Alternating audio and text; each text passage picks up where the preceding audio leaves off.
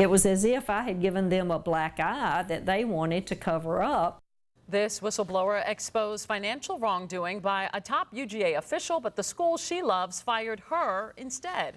The University of Georgia alumni director was caught skipping work without taking leave and using state money for personal trips. But UGA buried the findings. Channel 2's investigative reporter Jody Fleischer is here with why her questions now have state leaders demanding answers. Jody? Jovita, state policy requires cases like this one be forwarded to the Attorney General's office to see if criminal investigation is needed, even if something is as small as a pack of gum accidentally charged on a P card. But state prosecutors never saw this case until we started asking about it, because the records also show a cover-up at the highest levels of UGA.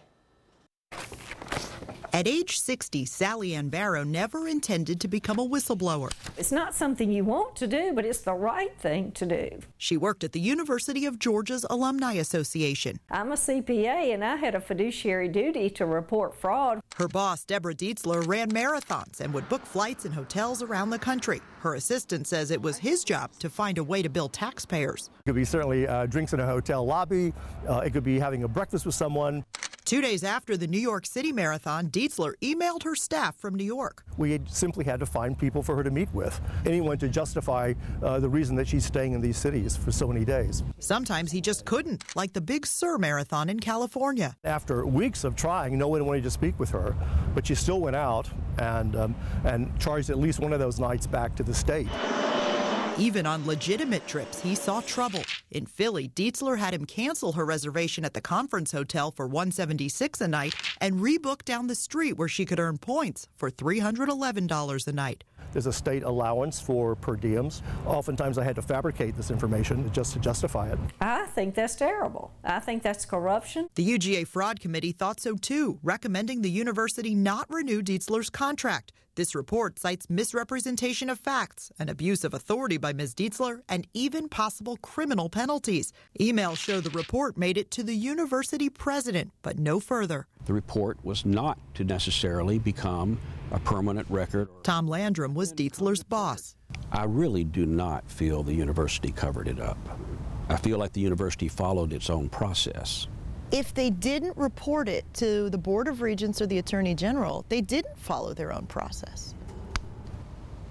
He says he told her she wouldn't be renewed, but then helped her write a resignation letter instead. He gave her a new title at the same salary while she looked for a new job. But by not documenting the wrongdoing in any way, you've passed on a bad employee to another university.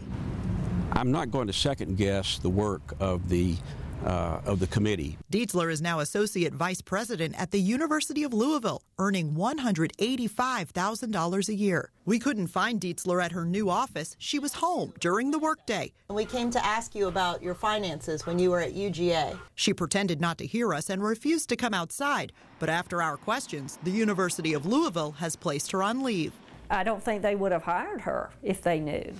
But Sally Ann didn't get a thank you from UGA. She got fired later that year. It was as if I had given them a black eye that they wanted to cover up. The auditor who made that report did not document all of the details or dollar amounts for each incident. We tried to do that, but UGA has repeatedly stonewalled our requests for hundreds of emails and travel documents. We requested them this past summer.